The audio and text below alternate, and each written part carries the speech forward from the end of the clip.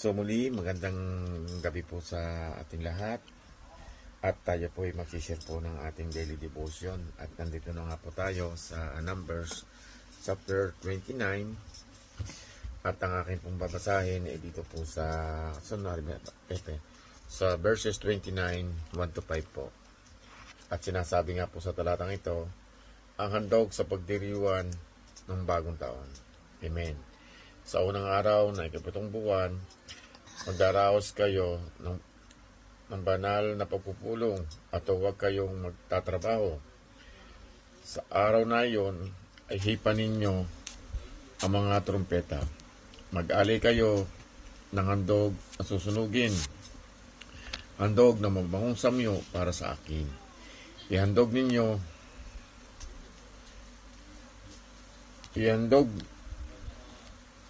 wala po tayo magsiining.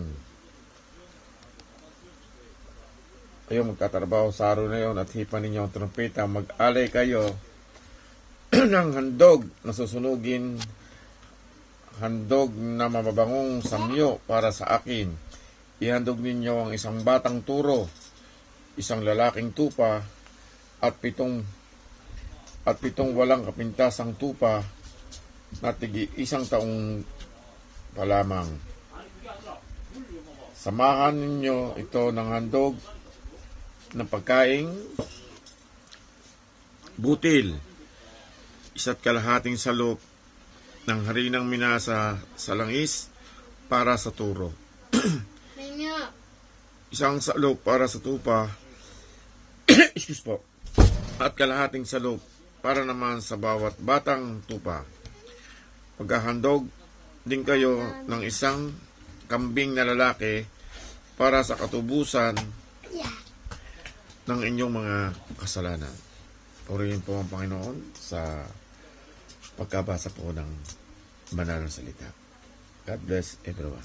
Amen. Praise your Kanya. Amen. Tasi. Praise your Kanya. Amen. Amen. Amen daw po. Salamat po.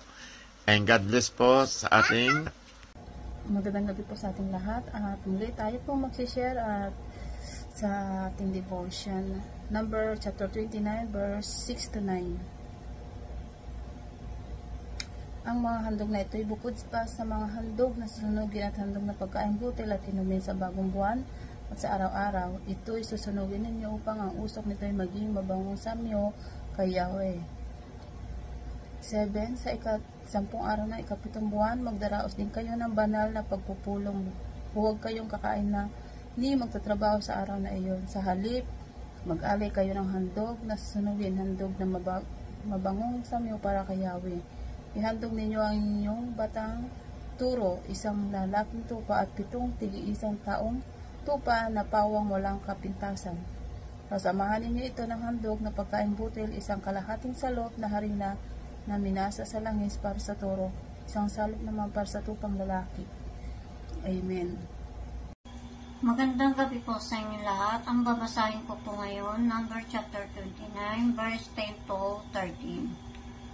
Isang kambing na lalaking na pinakahandog dahil sa kasalanan, bukod pa sa handog dahil sa kasalanan na pangtubos, at sa palaging handog na sasunugin at sa handog na harina at sa mga inuming handog na mga yaon. At sa ika-15 araw ng ikapitong buwan ay magkakaroon kayo ng isang banal na pagpipisan. Huwag kayong gagawa ng anumang gawang paglilingkod. At manggigiling kayong 7 araw sa Panginoon. At maghahandog kayo ng isang handog na susunugin na pinakahandog na pinaraan sa apoy na pinakamasarap na amoy sa Panginoon. 13 guyang toro, 2 pupang lalaki, 14 na korderong lalaki ng unang taon na mga walang kapintasan. Amen. Naibabasahin ko po, Numbers chapter 29, verse 14-17. At ang handog na harina ng magayaon, na mainam na harina na hinaluan ng langis, ay 3 ika-10 bahagi sa bawat toro sa 13 toro, 2 ika-10 bahagi sa bawat tupang lalaki sa 2 tupang lalaki. at isang ikasampung bahagi sa bawat kordero sa 14 na kordero, at isang kambing na lalaki na pinakahandog dahil sa kasalanan, bukod pa sa palaging handog na susunugin, at sa handog na harinan ni Yaon, at sa inuming handog ni Yaon. At sa ikawalang araw ay mahahandog kayo ng 12 guyang toro, 2 tupang lalaki, 14 na korderong lalaki nag-unang taon na walang kapintasan. Amen. Magandang gabi po sa ating lahat. Ang aking ibabahagi ngayon ay makikita sa bilang Kapitulo 29, versikulo 18 hanggang 21. Ito po ang nakasulat. Sa paghandog ninyo nito, samahan ninyo ito ng tamang dami ng handog bilang pagpaparangal sa Panginoon at handog na inumin. Maghandog din kayo ng isang lalaking kambing bilang handog sa paglilingi, bukod pa sa pang-araw-araw na handog na sinusunog na may kasamang handog bilang pagpaparangal sa Panginoon at handog na inumin. Sa ikatlong araw, maghandog kayo ng 11 batang toro, 2 lalaking tupa at 14 na batang tupa na 1 taong gulang. Kailangan walang kapintasan ang lahat ng mga ito. Sa paghandog ninyo nito, samahan ninyo ito ng tamang dami ng handog bilang pagpaparangal sa Panginoon at handog na inumin. Yun lang po, maraming salamat. Purihin ang Panginoon. God bless. Magandang gabi po. Ang akin pong babasahin ngayon ay Numbers chapter 30 verses 4 to 6. And her father hears about her vow or pledge but says nothing to her, then all her vows and pledge by which she obligated herself will stand. But if her father forbids when he hears about it, none of her vows or pledges by which she obligated herself will stand. The Lord will release her because her father has forbidden her.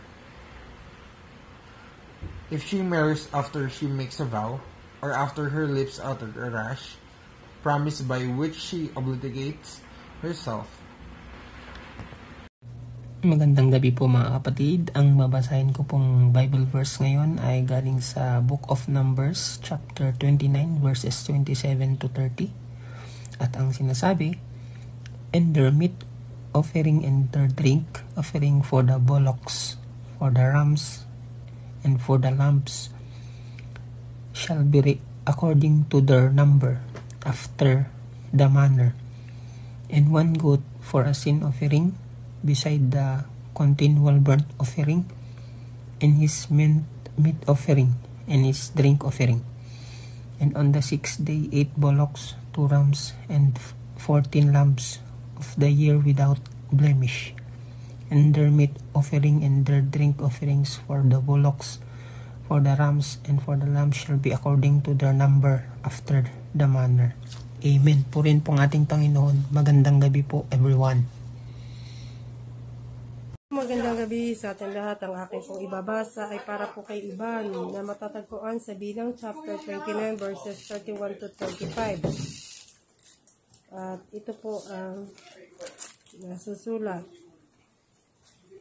Maghahandog din kayo ng isang kambing na lalaki para sa kapatawaran ng kasalanan ng bayan. Ito'y bukod pa sa pang-araw-araw na mga handog. Sa ikapitong araw, ang ihahandog ninyo ay 7 batang toro, 2 lalaking tupa at 14 na tupang tig-1 taong gulang at walang kapintasan.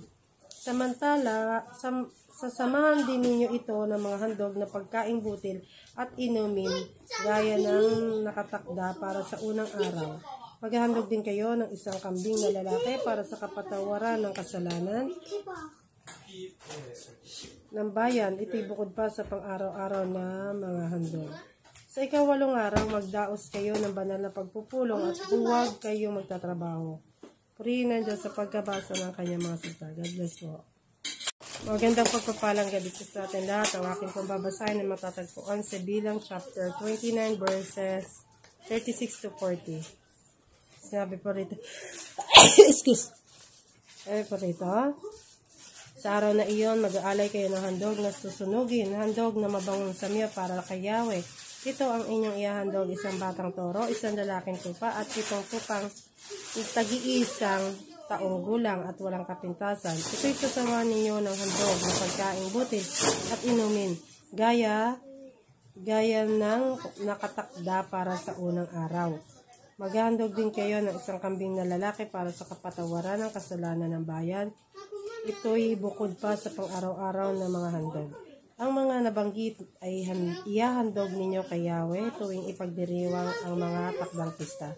Bukod sa mga panatang handog, susandoob na handog, handog na susunugin, handog na pagkain butil at iinumin, at handog na pangkapayapaan. Lahat ng ito ay sinabi ni Moises sa mga Israelita ayon sa inuutos sa kanya ni Yahweh. Purihin ang Diyos sa pagkabasa ng kanyang mga salita. God bless po.